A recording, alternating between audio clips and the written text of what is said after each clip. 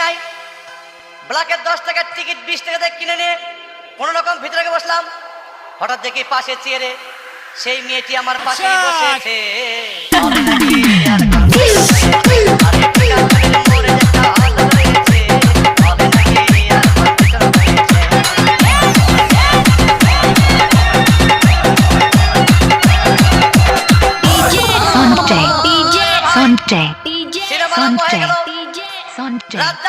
যখন প্রেমে হাবুডুবু খাচ্ছিল তখন আমার বুকের ভিতর ধূপধাপ শুরু হয়ে গেল। আমি যদি প্রেম করতে পারতাম, তখন দেখি পাশের সিটে বসা সেই মেয়েটি আমাকে সিমটি মেরেছে।